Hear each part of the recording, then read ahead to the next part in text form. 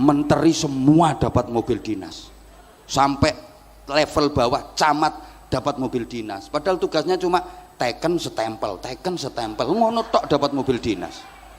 Harusnya izin ini Pak Ketum perlu dipertimbangkan.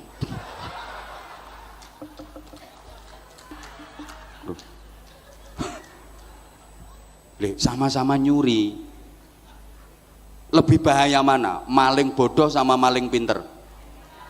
Maling bodoh paling nyolong ayam, itu ayamnya belum ketangkep dia udah ketangkep duluan, soalnya goblok. Kalau maling pinter hasilnya triliunan nggak ketahuan, yang ketangkep ketahuan itu masih goblok, itu apes. Jadi kalau maling pinter hasilnya triliunan, itu loh kemana-mana masih dipanggil yang mulia, yang terhormat. Datang di acara apa-apa itu masih dipanggil yang terhormat, padahal bajingan tengek itu. Ya karena pinter. Saya dipaksa oleh sahabat saya yang beliau juga ketua penyelenggara, Fadilatul Mukarram Kiai Haji Nusron Wahid. Beliau adalah Menteri ATR, Agraria dan Tatanan Ruwet, sekaligus Kepala BPN, Badan Pertaubatan Nasional. Ribut tiap hari, udah nggak lucu, tidak seindah waktu itu. Apalagi ibu-ibu kalau anaknya udah 7 dipandang malah lebih cantik pembantu. Dunia tokoh dewasa sibuk berprestasi, menduduki kursi, memperebutkan posisi, negosiasi, koalisi, dan korupsi. Sedangkan anak muda pandai berorasi, rajin demonstrasi, dan ahli caci maki. Ini bahasa sejarah. Assalamualaikum warahmatullahi wabarakatuh. Bismillahirrahmanirrahim. Alhamdulillahilladzi ja'alal qur'ana hudan lil muttaqin. Asyhadu an la ilaha illallah wahdahu la syarikalah al-malikul haqqul mubin, wa asyhadu anna muhammadan abduhu wa rasuluh as-sadiqul wa'dil amin. Allahumma salli wa sallim wa barik ala sayyidina wa maulana Muhammadin afdalil khalqi ajma'in wa ala alihi wa ashabihi wa tabi'in wa man tabi'ahum bi ihsanin ila yaumiddin. Amma ba'du. Yang sama-sama kita hormati Bini Sepuh Partai Golkar Bapak Haji Akbar Tanjung bersama Ibu, Ketua Dewan Kehormatan DPP Partai Golkar Bapak Haji Abu Rizal Bakri beserta Ibu, Ketua Dewan Etik DPP Partai Golkar Bapak Haji Muhammad Hatta beserta Ibu, dan tentunya yang sama-sama kita cintai, kita hormati, kita banggakan, Ketua Umum DPP Partai Golkar Bapak Haji Bahlil Lahadalia bersama Ibu, Sekjen DPP Partai Golkar Bapak Haji Muhammad Sarmuji, para wakil Ketua Umum, juga bendahara umum, ketua fraksi, seluruh ketua dan pengurus organisasi, keluarga besar Partai Golkar semuanya yang kita hormati. Mohon izin, sebenarnya bukan kapasitas saya untuk berbicara di forum malam hari ini. Saya harus memberikan ceramah di DPP, sebuah partai yang sudah sangat teruji dalam sejarah dan mewarnai perjalanan bangsa Indonesia, yaitu Partai Golkar. Tapi karena saya dipaksa oleh sahabat saya yang beliau juga ketua penyelenggara, Fadilatul Mukarram Kiai Haji Nusron Wahid, beliau adalah Menteri ATR, Agraria dan Tatanan Ruwet, sekaligus Kepala BPN, Badan Pertaubatan Nasional.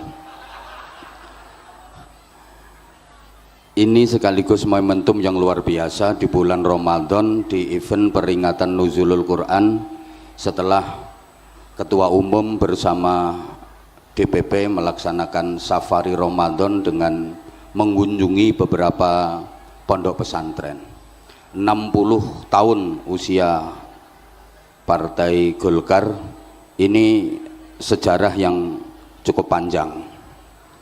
Sejarah itu penting kalau kita telaah dengan seksama. 2/3 isi Al-Quran itu adalah sejarah. Sehingga sejarah itu sangat penting. Sejarah itu aslinya bahasa Arab syajaroh, artinya pohon. Tapi karena lesan masyarakat kita mau mengucapkan syajaroh itu repot, maka diambil gampangnya sejarah.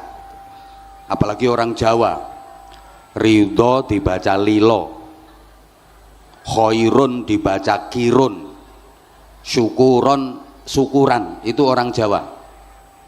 Syahadatain dibaca sekaten, kalimah syahadah dibaca kalimosodo, itu orang Jawa. Orang tua dulu kita itu bersin maunya baca alhamdulillahirabbil alamin, tapi karena nggak bisa andulamin gitu. Jadi sejarah itu aslinya bahasa Arab syajaroh, artinya pohon. Bukan satu kebetulan kalau Partai Golkar itu lambangnya adalah sebuah pohon. Pohon apapun itu pasti mengalami 3 fase, 3 tahapan. Pertama fase tunas, kedua fase puncak, dan yang ketiga fase tumbang.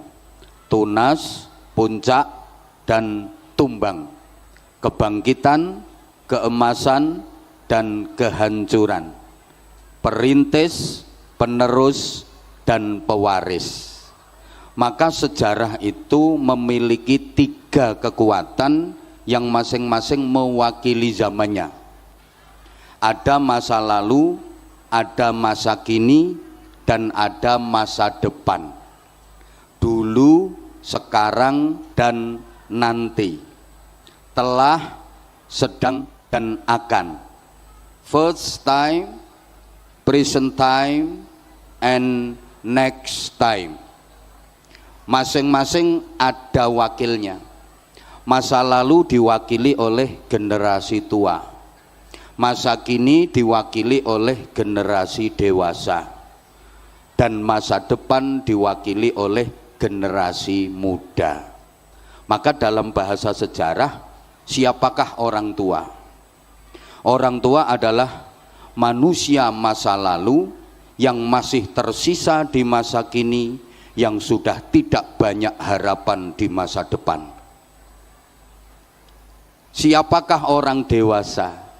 Orang dewasa itu manusia masa kini yang sudah mulai lupa dengan semangat dan idealisme masa lalunya, tapi juga sudah tumpul kalau diajak bicara soal masa depan.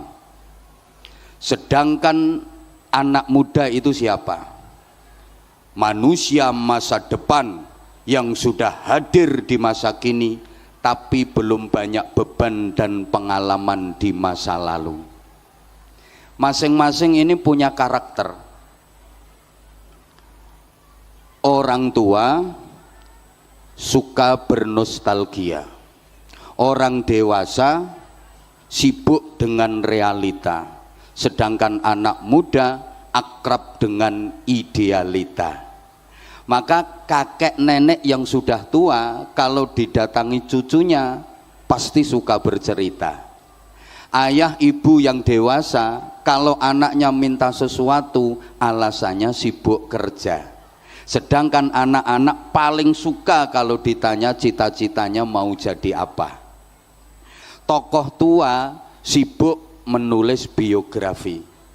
Tokoh dewasa sibuk berprestasi, menduduki kursi, memperebutkan posisi, negosiasi, koalisi, dan korupsi. Sedangkan anak muda pandai berorasi, rajin demonstrasi, dan ahli caci maki. Ini bahasa sejarah. Maka kalau kita bicara masa depan, itu bukan untuk generasi tua, bukan untuk generasi dewasa, tapi masa depan itu untuk generasi muda. Sehingga orang-orang tua kita dulu itu punya filosofi yang hebat dalam rangka mendidik anak cucunya. Orang tua kita dulu itu suka memagari kampungnya dengan pohon bambu. Mungkin di sebagian daerah Bapak Ibu masih banyak kampung-kampung yang dipagari sekelilingnya dengan pohon bambu. Ini filosofi yang luar biasa. Karena dalam rumpun bambu itu tersimpan 3 kekuatan sejarah yang bersatu dalam komposisi yang hebat. Dalam rumpun bambu itu kan ada bambu tua, ada bambu dewasa, dan ada bambu muda. Bambu tua namanya tunggak, bambu dewasa namanya pring, sedangkan bambu muda namanya bung. Dulu bangsa Indonesia ketika menatap masa depan, ingin merebut kemerdekaan, mempertahankan kemerdekaan, ini yang diajak berjuang bukan yang tua, bukan yang dewasa, tapi yang muda. Jadi yang diseru itu bukan tunggak, bukan pring, tapi bung. Makanya ada lagunya, mari bung rebut kembali, bukan mari pring rebut kembali, bukan mari tunggak rebut kembali. Sehingga pada masa-masa pergerakan bangsa kita itu kaya akan bung-bung bangsa. Ada Bung Karno, ada Bung Hatta, ada Bung Sahrir, ada Bung Tomo, ada Bung Nusron, Bung Bahlil. Oke, jadi gini, kalau kita pengen maju, di samping Golkar harus solid untuk menuju Indonesia maju, generasi muda harus punya filosofinya Bung. Bung itu kalau pengen sukses harus menetapi 3 syarat. Pertama, tegak dan runcing. Kalau ada Bung yang tumpul dan bengkong, itu bukan bung harapan tapi bung ancaman. Biasanya dipotong terus dimasak di sayur.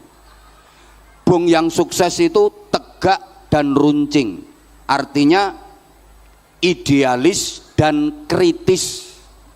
Jangan pernah gampang merasa puas dengan pencapaian, tapi idealis dan kritis, artinya harus bisa jadi perintis bukan sekedar pewaris, pengais bukan pengemis, pelopor bukan pengekor, penggerak bukan penggertak, harus punya karakter bukan yang karaten, harus luar biasa bukan sekedar biasa di luar, harus terpelajar, jangan kurang ajar, harus beradab, jangan biadab.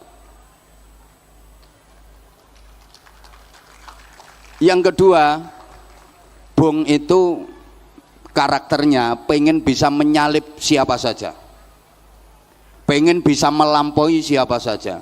Jangankan bambu tua yang sudah lapuk, bambu dewasa yang tinggi menjulang harus bisa dilampaui, harus bisa disalip.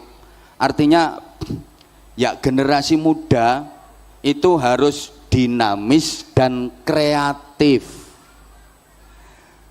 bekerja dengan keras, bekerja dengan cerdas, sekaligus bekerja dengan ikhlas, mampu menggabungkan tiga hal ini secara terpadu: kerja keras, kerja cerdas, sekaligus kerja ikhlas. Kerja keras itu kerja pakai otot, kerja cerdas itu kerja pakai otak, sedangkan kerja ikhlas itu kerja pakai hati. Orang itu kalau cuma kerja keras hasilnya hanya pas, tapi kalau mau kerja cerdas hasilnya lebih luas, apalagi disempurnakan dengan kerja ikhlas hasilnya tak terbatas. Kasih contoh, kalau nggak dikasih contoh mesti nggak paham ya, soalnya kayaknya IQ-nya masih di bawah rata-rata. Kalau cuma kerja keras, kerja pakai otot, hasilnya hanya pas. Maaf, ini nggak beda kayak binatang, kayak sapi, kayak kuda, itu kerja pakai otot, kerja keras, hasilnya pas. Sapi suruh bajak di sawah, kuda suruh narik dokar, hasilnya pas, paling sehari 100.000, 200.000. Beda dengan kerja pakai otak, namanya kerja cerdas, itu kerja profesi, hasilnya lebih luas.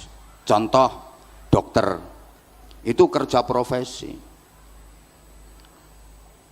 Orang kalau kerjanya cuma pakai otot, kerja keras, ngangkat batu gede-gede itu, batu kali, kerja keras itu paling dapatnya sehari 100.000, 200.000.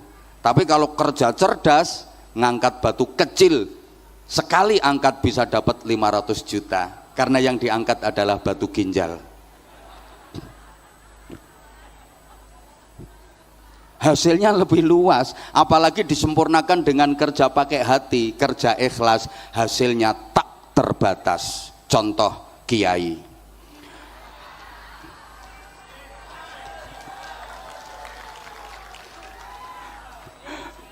Yang ketiga, Bung itu punya jaket tebal, punya pelindung jaket tebal, bulunya halus tapi sangat tajam.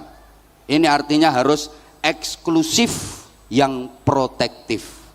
Eksklusif bukan dalam rangka sombong angkuh, hendak, tapi dalam rangka memahami kekuatan internal bahwa saya harus terus berbenah agar tumbuh dan berkembang saya bisa berjalan dengan baik.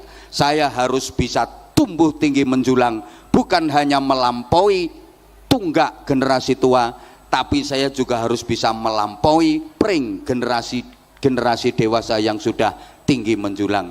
Karenanya Bung harus sadar bahwa pupuk terbaiknya adalah tunggak. Bambu tua yang sudah lapuk itu adalah pupuk terbaiknya Bung. Karenanya jangan pernah meninggalkan pini sepuh, jangan pernah meninggalkan generasi tua, datangi, timba ilmu dan pengalaman dari mereka agar kita lebih hebat. Allahumma sholli ala Muhammad. Nah, kalau bicara soal masa depan, jamaah rahimakumullah, Al-Quran memberikan petunjuk kepada kita dalam doa yang sering kita baca dan kita sering sebut sebagai doa sapu jagat. Rabbana atina fid dunya hasanah wa fil akhirati hasanah wa qina adzabannar. Kita memohon kepada Allah agar diberikan kebaikan dunia akhirat. Doa ini juga mengajarkan kepada kita bahwa masa depan itu ada dua. Ada masa depan fid dunya, ada masa depan fil akhirah. Ada masa depan duniawi, ada masa depan ukhrawi. Ada masa depan sebelum mati, ada masa depan sesudah mati. Bapak Ibu,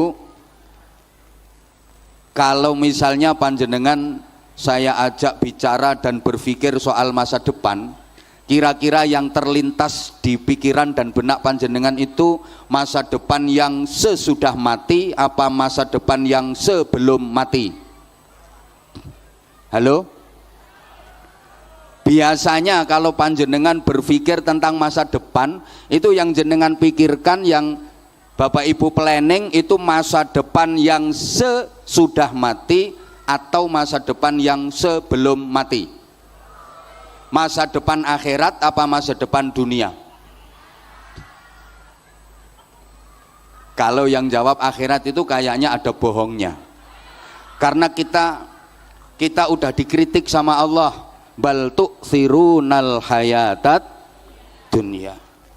Rata-rata manusia itu lebih mementingkan dunia, lebih memprioritaskan dunia daripada akhirat. Coba kita buktikan, dunia itu simbolnya harta, akhirat itu simbolnya pahala. Kira-kira lebih tertarik pahala apa harta? Dunia itu simbolnya bayaran, akhirat simbolnya ganjaran. Kira-kira panjenengan lebih tertarik ganjaran apa bayaran? Selama ini aktivitas harian panjenengan itu targetnya untuk mencari ganjaran apa bayaran? Di zaman sekarang ini orang disebut berhasil dan sukses itu ukurannya yang banyak ganjarannya apa yang banyak bayarannya? Orang dianggap sukses dan berhasil itu yang banyak pahala apa yang banyak harta? Oke, udah mulai sadar. Sekarang Bapak Ibu misalnya punya planning mau membangun rumah yang layak huni, yang nyaman.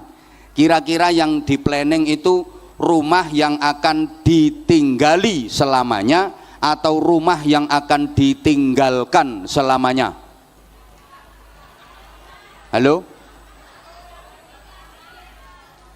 Dijawab dong. Kira-kira yang di planning, dipikirkan, direncanakan itu rumah yang akan ditinggali selamanya atau rumah yang akan ditinggalkan selamanya? Ya, mestinya dua-duanya. Rumah yang akan ditinggalkan selamanya, rumah di dunia. Ya kita pikir, rumah yang akan ditinggali selamanya, rumah yang di surga, lebih wajib kita pikirkan. Bapak Ibu, seluruh jamaah yang saya hormati rahimakumullah, mindset berpikir kita harus benar. Rumah dunia itu rumah yang akan kita tinggalkan selamanya. Sedangkan rumah yang akan kita tinggali selamanya adalah rumah yang di surga. Sekarang pertanyaan saya tolong dijawab. Ini nanti juga akan jadi pertanyaan, yang bisa jawab dapat hadiah umroh gratis. Rumah dunia dengan rumah surga itu lebih bagus mana? Surga. Lebih indah mana? Surga. Lebih mewah mana? Surga. Tapi anggaranmu untuk bangun lebih banyak mana?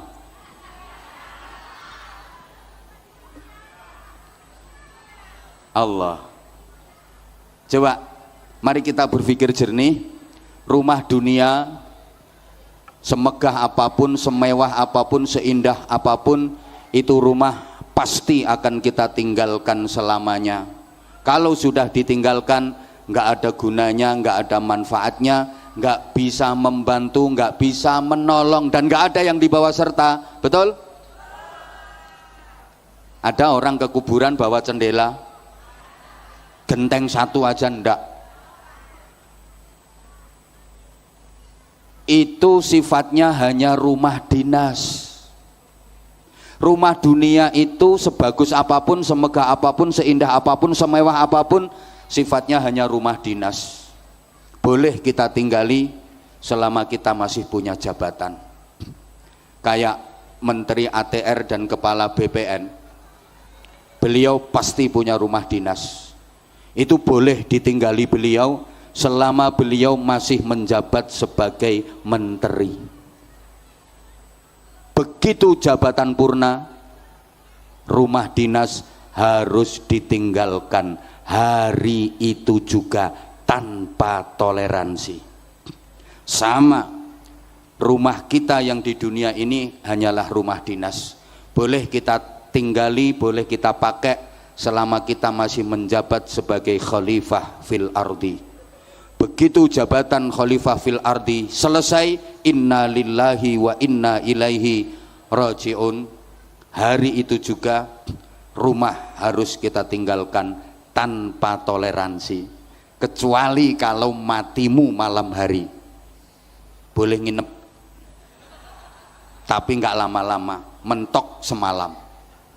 Besok langsung diterbangkan pakai pesawat paling canggih di dunia, namanya Keranda Airlines. Pindah ke rumah singgah sementara, ukurannya cuma 1 kali 2 meter, tahan gempa, anti petir. Kuburan. Gitu bangun biayanya sampai puluhan miliar. Padahal itu akan kita tinggalkan selamanya. Nggak ada guna, nggak ada manfaatnya lagi. Nggak bisa membantu, nggak bisa menolong. Betul? Betul? Sedang rumah yang akan kita tinggali selama-lamanya adalah rumah yang di surga. Pertanyaannya, sudah punya kapling di sana apa belum?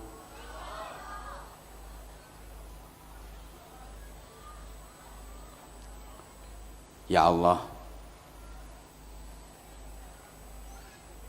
Allahumma sholli ala Muhammad. Maka Bapak Ibu jamaah rahimakumullah, supaya kita nggak salah langkah, supaya kita nggak salah pilih, maka kita sebagai seorang mukmin harus bisa menyikapi dengan benar.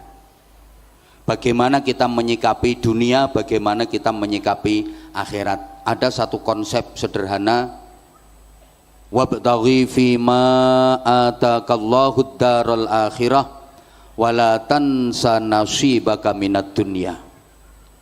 Kita diperintah untuk optimalisasi akhirat, tapi kita nggak boleh melupakan bagian dan jatah kita dari dunia. Cari akhirat sebagai kehidupan kita yang abadi selamanya, tapi jangan lupakan dunia bagianmu. Artinya gini, akhirat adalah tujuan utama, sedangkan dunia adalah tujuan antara. Kita harus tahu sifat dan karakter masing-masing, Bapak Ibu. Dunia itu sifatnya hanya mungkin dan mungkin, sedangkan akhirat itu sifatnya pasti. Bagaimana kita menyikapi yang mungkin, bagaimana kita menyikapi yang pasti. Saya ulang, dunia ini sifatnya hanya mungkin. Jadi apapun yang terjadi dalam kehidupan kita di dunia ini, mulai malam ini sampai nanti kita mati, itu sifatnya hanya mungkin. Mungkin iya, mungkin enggak. Mungkin terjadi, mungkin enggak. Sehingga kita kalau mau melakukan apapun disuruh bilang insya Allah. Kalau Allah menghendaki. Karena dunia ini sifatnya hanya mungkin. Apapun yang akan terjadi dalam kehidupan kita mulai detik ini sampai nanti kita meninggal, itu nggak ada yang pasti. Sifatnya hanya mungkin dan mungkin. Makanya kita kalau mau melakukan apapun, kita harus bilang insya Allah. Insya Allah tahun ini saya mau berangkat haji. Insya Allah tahun depan saya mau mantu. Karena kadang kita punya rencana, udah di planning, udah mateng, bisa gagal kok. Betul? Betul? Maka Bapak Ibu yang punya anak, maaf, yang punya anak udah semester akhir kuliahnya, udah selesai skripsinya, Didoakan mudah-mudahan bisa lulus jadi sarjana. Karena itu hanya mungkin kok jadinya sarjana, bisa jadi gagal. Hari H mau diwisuda, siap menyandang gelar sarjana, berangkat ke kampus naik motor, kurang 10 meter nyampe kampus ternyata dicium teleler, gagal nggak jadi sarjana. Halo, ya Allah, dunia ini sifatnya hanya mungkin. Mohon maaf, ada orang yang udah lama pengen punya rumah, dia bisa bangun rumah, begitu rumah selesai belum sempet ditempati, pasang instalasi listrik, nyoba kesetrum, mati. Menabung untuk hari tua, tabungan dapat banyak, ternyata belum sampai tua sudah mati. Kadang-kadang belum mati udah komplikasi, dengan segala sesuatu yang digemari udah nggak berani mengkonsumsi. Dikasih sate dihindari, yang dicari cuma ikan teri. Keasinan dikit tensinya tinggi, makan cumi-cumi alergi, kena sambal goreng ati asam urat kambuh lagi, ginjalnya kena cuci darah seminggu 2 kali, kasih minum manis minta ganti karena udah punya pabrik gula sendiri. Istrinya masih cantik udah disfungsi ereksi, meskipun minum obat kuat tetap aja nggak bisa berdiri. Lu dunia ini sifatnya hanya mungkin. Kadang ada pemuda-pemudi sama-sama saling mencintai, belum tentu jadi suami istri, betul? Pacarannya itu udah belasan tahun, ternyata nggak jadi suami istri. Coba bapak-bapak, maaf, yang sekarang jadi istri bapak itu dulu nominasi ke berapa? Tanya Menteri ATR dan Kepala BPN itu, sekarang itu yang jadi istrinya itu dulu nominasi ke berapa itu? Nomor 6. Atau misalnya udah sama-sama mencintai, belum tentu bisa bahagia, jadi suami istri tapi belum tentu bisa bahagia. Waktu pacaran aja sevisi semisi, sejiwa sehati, sehidup semati. Semboyannya, aku tahu apa yang ada di hatimu, engkau pun tahu apa yang ada di hatiku, sehingga aku tahu apa yang kau mau, engkau pun tahu apa yang ku mau. Begitu nikah ternyata, maaf, enaknya hanya di permulaan saja, ketika masih dianggap sebagai bulan madu. Setelah itu yang datang bulan-bulan empedu. Apalagi kalau nikmatnya sudah dikredit lebih dulu. Begitu nikah sudah jemu karena hukum bosan berlaku. Ribut tiap hari, udah nggak lucu, tidak seindah waktu itu. Apalagi ibu-ibu kalau anaknya udah 7, dipandang malah lebih cantik pembantu. Dunia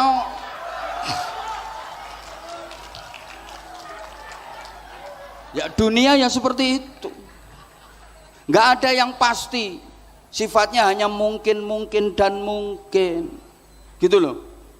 Makanya saya nggak berani memastikan kalau diundang ceramah di DPP Partai Golkar pasti dapat sangu banyak, nggak berani memastikan saya. Hanya mungkin ya. Itu semua kan tergantung ketua penyelenggara. Saya nggak berani memastikan, semua itu hanya mungkin. Tapi akhirat itu pasti, mati pasti, alam barzah pasti, hidup lagi sesudah mati pasti, adanya surga dan neraka pasti. Siapa yang masuk surga pasti mulia, pasti bahagia. Siapa yang masuk neraka pasti hina, pasti menderita. Kalau dunia nggak ada yang pasti. Mungkin kata orang Jawa, dunia itu sawang sinawang. Sana ngelihat sini kayaknya enak sini, sini ngelihat sana kayaknya enak sana. Coba Bapak Ibu ngelihat orang yang profesinya kayak saya itu, menurut Bapak Ibu enak apa enggak? Naik, gantiin.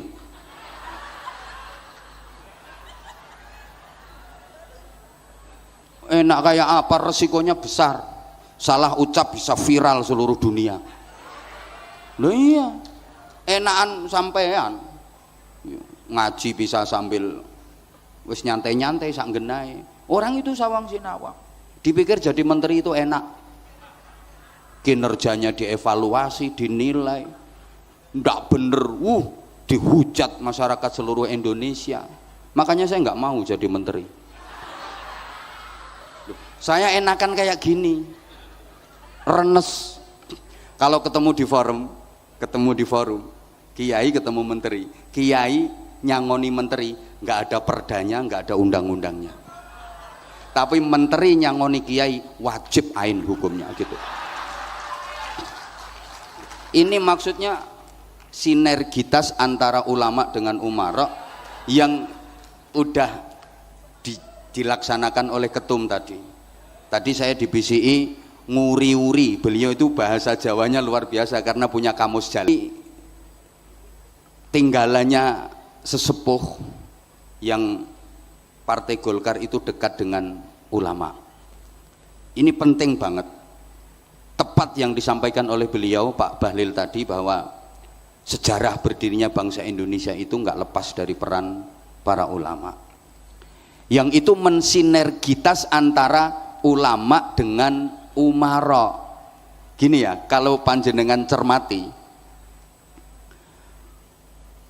sejarah dakwah perjuangan Islam di Indonesia, masjid sebagai simbol agama yang pertama kali dibangun di setiap daerah di Indonesia ini pasti letaknya di belakang alun-alun yang biasanya disebut dengan Masjid Agung. Di daerah manapun, di kabupaten manapun, Masjid Agung itu masjid yang pertama kali dibangun di daerah itu sebagai simbol perjuangan agama para aulia dan para ulama. Letaknya pasti di belakang alun-alun.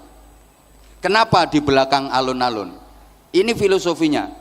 Alun-alun itu tempat berhimpun, tempat berkumpulnya komunitas masyarakat dari berbagai elemen, dengan berbagai kultur, dengan berbagai karakter, ngumpul tumplek-blek di alun-alun situ.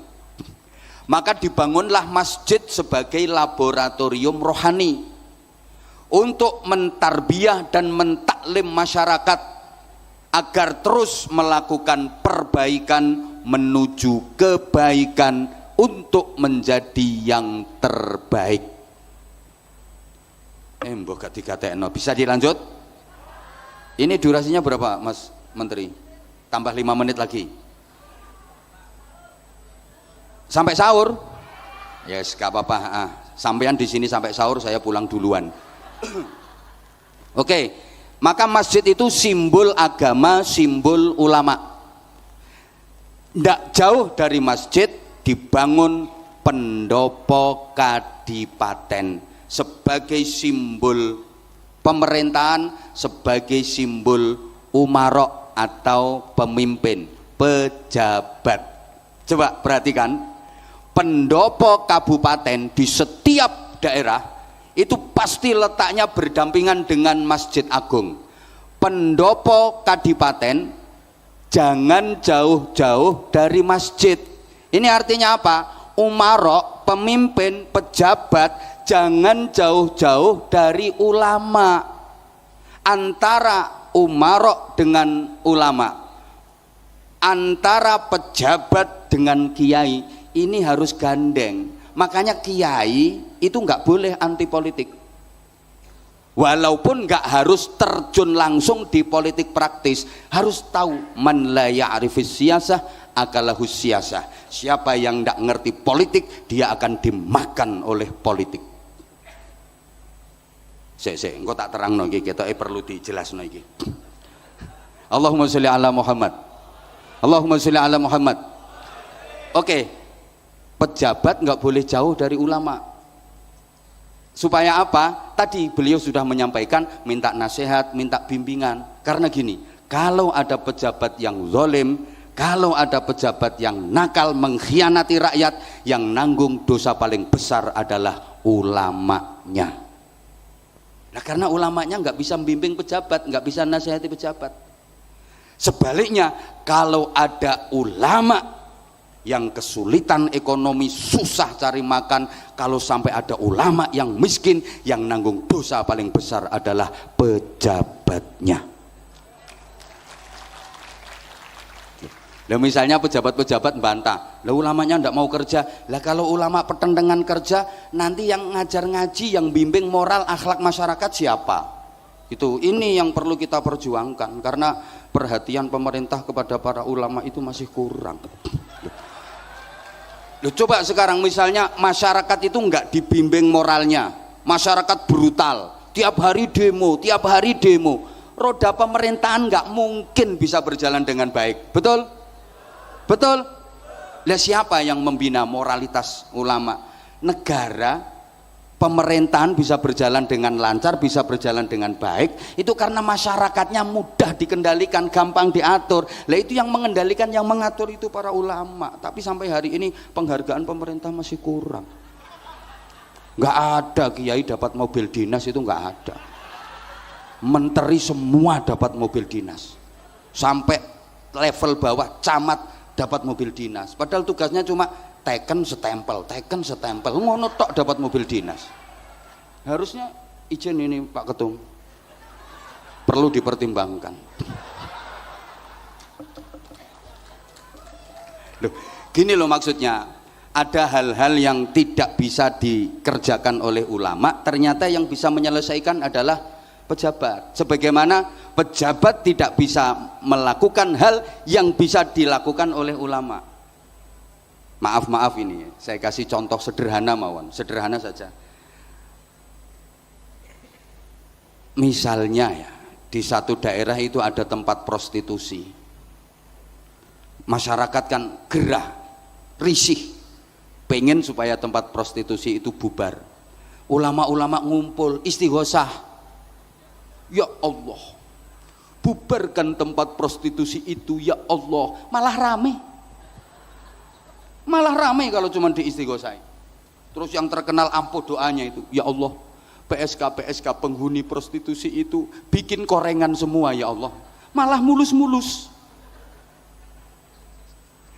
Tapi kalau seorang pejabat, kepala daerah, udah ndak usah pakai qola ta'ala, ndak usah pakai qola Nabi, bikin perda aja.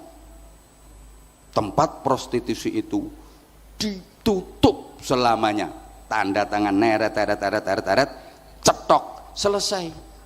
Betul? Saya misalnya pengen bangun masjid, anggarannya 10 miliar, keliling ceramah kemana-mana, ngasih support kepada masyarakat. Man bana masjidan lillah banallahu lahu baitan fil jannah.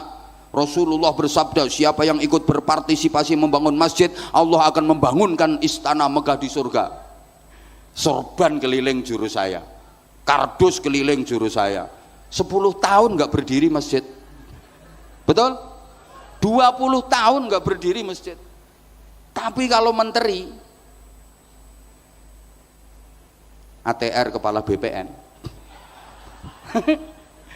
masjid di Bojonegoro pesantrennya Anwar Zahid anggarkan 10 miliar, tanda tangan neret, cetok setempel, selesai. Nggak usah qola ta'ala, nggak usah qola Nabi. Lu gitu. Makanya sekali lagi kita nggak boleh anti politik. Politik melahirkan kekuasaan, kekuasaan melahirkan kebijakan, dan kebijakan yang berpihak kepada rakyat ini yang akan kita harapkan. Ngono loh maksudnya. Kita nggak boleh anti politik. Allahumma sholli ala Muhammad. Ya udah. Terakhir wes, belum, sebentar lagi. Sebentar lagi. Jadi ini kalau kita bicara tentang sinergitas antara ulama dengan umara. Tadi masjid sebagai simbol agama, ulama tempatnya jaraknya nggak jauh dari pendopo, kadipaten sebagai simbol pemerintahan, sebagai simbol umara, pejabat. Biasanya nanti di sebelahnya pendopo kabupaten itu pengadilan, kejaksaan, nggih. Sebelahnya lagi penjara, kanggo sing ngono-ngono kae. Ini dari sisi politis seperti itu tatanannya. Oke, kita kembali ke akhirat. Itu pasti. Kalau dunia hanya, maaf, sawang sinawang, kata orang Jawa itu, sawang sinawang. Kadang yang naik Mercy Brebes Mili, yang naik becak bisa lincak-lincak. Itu kalau dunia. Tapi kalau akhirat itu pasti, surga pasti, neraka pasti. Siapa yang masuk surga pasti mulia, pasti bahagia. Siapa yang masuk neraka pasti hina, pasti menderita. Kalau dunia hanya mungkin saja, belum pasti yang kaya lebih bahagia daripada yang miskin. Betul? Makan di restoran mewah belum tentu lebih nikmat daripada makan di tengah sawah. Kadang makan di tengah sawah itu menunya sangat sederhana, nasi sama sambel aja, cuma nasi putih sama sambal kecap tok plus sate. Nah itu Masya Allah nikmatnya luar biasa. Oke, nasi sama sambal tok itu, wih ente-entean kata orang Jawa. Habis nasinya tambah sambelnya, habis sambelnya tambah nasinya, nasi habis tambah sambelnya, sambel habis tambah nasinya. Nggak mikir utang kok, nikmat. Lah yang makan di restoran mewah dengan menu lengkap belum tentu nikmat. Dia baru dapat 2 sendok ditelan, sendokan ketiga kesedek dia. Oh, karena dia dengar ada orang batuk dari belakang, suaranya persis orang yang dihutangi. Loh, dunia itu begitu. Makanya maaf kalau di dunia ini orang miskin bisa ngatain orang kaya. Belum tentu orang kaya hidupnya lebih bahagia daripada orang yang miskin. Memang iya kok. Belum tentu yang kaya hidupnya lebih bahagia daripada yang miskin. Dunia ini hanya mungkin. Belum tentu jadi menteri lebih bahagia daripada jadi rakyat. Wedi dipecicili KPK terus kok. Loh, dunia itu memang seperti itu. Dipikir jadi ketua umum itu enak apa? Ngono direbut ora karu-karuan polae. Dipikir enak apa? Resikonya Masya Allah luar biasa. Luar biasa. Ini dunia. Makanya kalau di dunia orang miskin berani ngatain orang kaya, belum tentu jadi orang kaya lebih bahagia daripada orang miskin. Memang iya. Tapi kalau di akhirat nggak bisa. Masuk neraka mau ngatain yang di surga. Belum tentu di surga lebih enak daripada di neraka. Di neraka pertamanya nggak enak, panas, lama-lama biasa kalau udah adaptasi. Neraka kok adaptasi.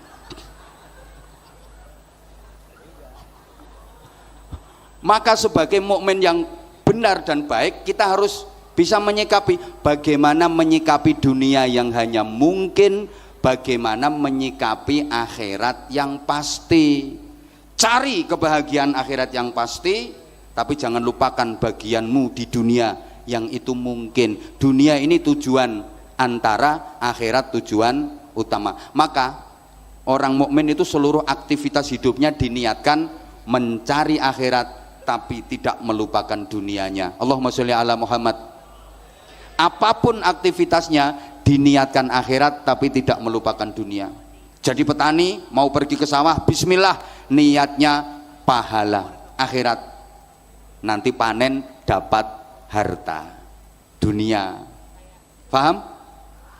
Sama yang jadi pegawai mau ke kantor, bismillah, niatnya akhirat, ibadah, nyari ganjaran. Nanti tanggal muda dapat bayaran. Jadi kiai mau ceramah, bismillah, niatnya akhirat, ibadah, nyari ganjaran. Sudah. Loh, ya sudah. Terakhir yang disampaikan oleh ketua panitia tadi, inti peringatan nuzulul Quran itu bukan kita mempelajari bagaimana sejarahnya, enggak, tapi bagaimana kita bisa menuzulkan Al-Quran pada jiwa kita, bagaimana kita bisa menempatkan Al-Quran pada jiwa kita sehingga kita menjadi manusia-manusia yang berjiwa Quran. Wahyu yang pertama kali turun, Iqra bismi rabbik. Iqra itu dimensi intelektual, bismi rabbik dimensi spiritual. Iqra melahirkan ilmu pengetahuan, outputnya orang-orang pinter. Bismi rabbik melahirkan keimanan, outputnya orang-orang benar. Maka kita harus berikra sekaligus berbismi rabbik. Paham tak? Harus bismi rabbik, harus juga ikra. Jangan sampai ikra saja tanpa bismi rabbik. Jangan cuma bismi rabbik tanpa ikra. Harus kita padukan. Nun sewu. Kalau ikra tanpa bismi rabbik, Ini jadinya pinter tapi nggak bener. Bismirabbik saja tanpa ikra mungkin bener tapi nggak pinter. Yang paling parah itu ikroknya enggak, bismirabbiknya enggak. Ini oon kuadrat. Oke, saya ulang. Kita itu dituntut agar jadi orang yang pinter dan bener, bener dan pinter. Maaf, pinter saja kalau enggak bener, kata orang Jawa keblinger. Pinter kalau enggak bener punya potensi merusak tatanan. Innama ahlakas syayyana ahluh. Yang merusak tatanan itu adalah ahlinya. Halo? Halo? Coba, yang merusak tatanan itu orang bodoh apa orang pinter? Orang bodoh apa orang pinter? Orang pinter.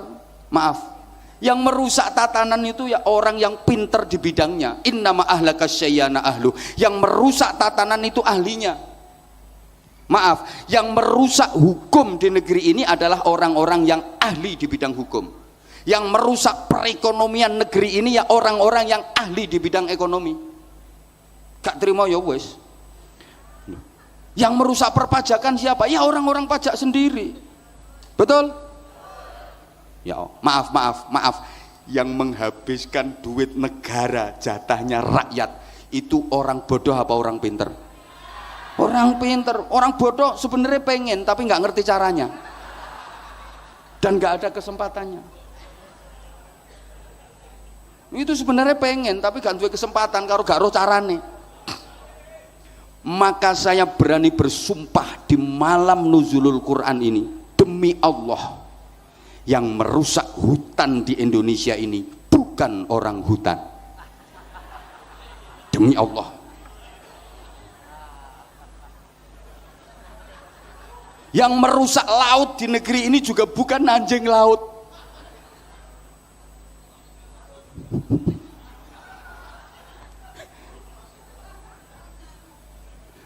Yang merusak hutan di negeri ini bukan orang hutan, ya orang-orang yang pinter tapi moralnya lebih bejat daripada orang hutan.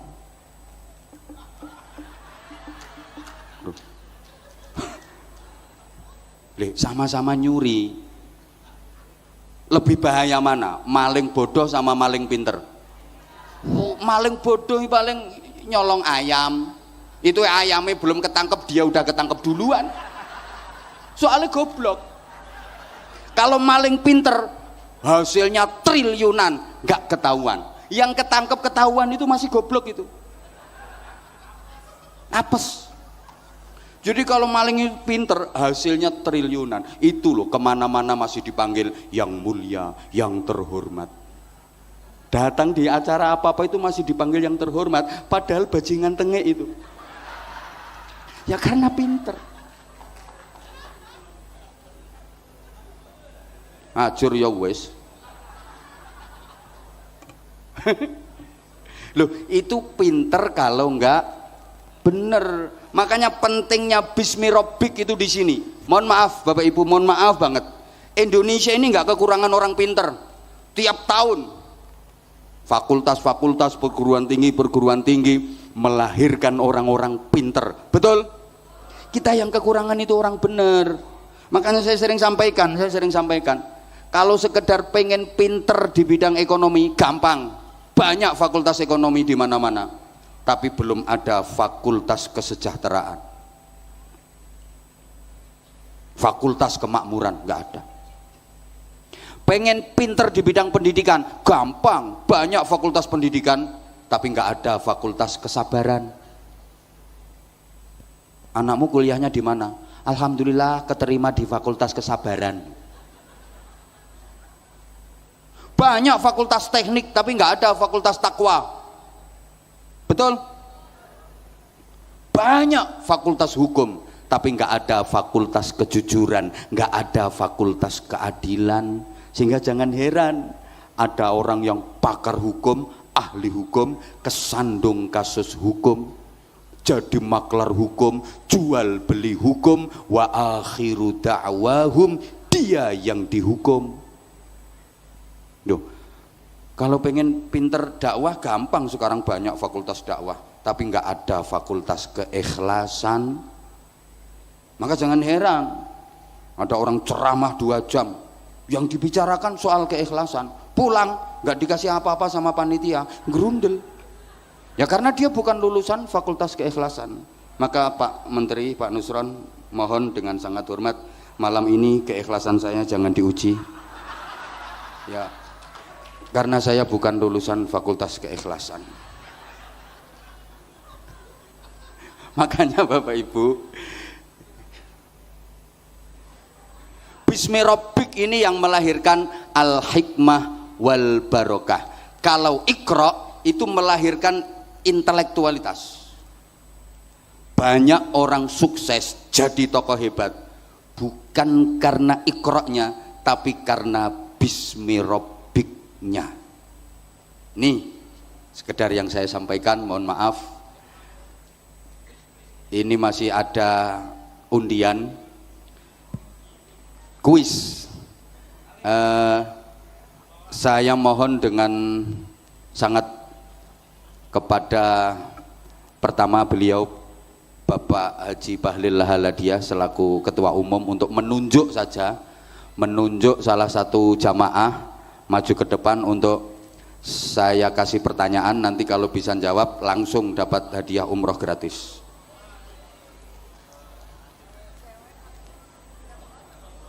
Oh ini cewek 1 cowok 1 gitu nggak? Oke. Mik pakai mic biar ketum yang menunjuk. Biar ditunjuk dulu sama ketum. Panitia tolong disiapkan mic untuk jamaah yang terpilih. Bapak yang di belakang ini, dari depannya dikit, di depan bapak yang baju kuning. Ya.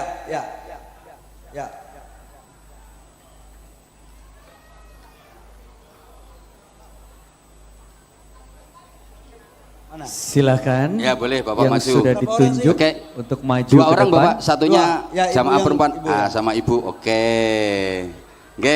Matur suwun. Terima kasih Pak Ketum. Bapak boleh kenalan dulu Bapak. Salam dulu Bapak. Assalamualaikum warahmatullahi wabarakatuh. Waalaikumsalam warahmatullahi wabarakatuh. Bapak namanya siapa? Rebin. Pak Ipin. Rebin Rebin. panggilannya Robin. Robin panggilannya. Alamatnya Bapak?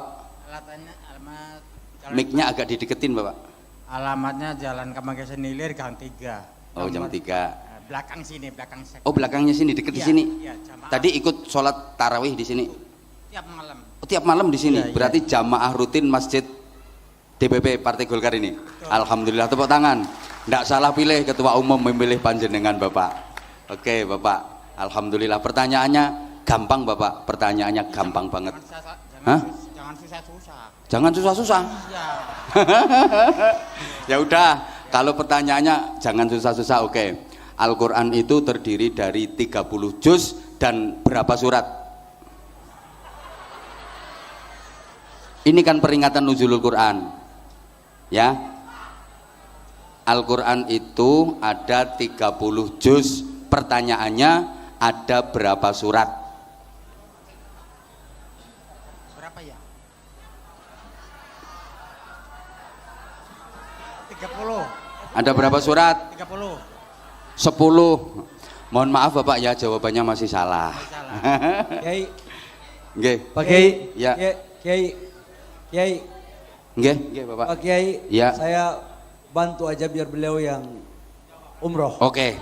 Tepuk tangan untuk beliau, subhanallah. Jadi ini Amin. Beliau jawabnya udah benar, Heeh. karena Kiai belum sampaikan yang sesungguhnya, jadi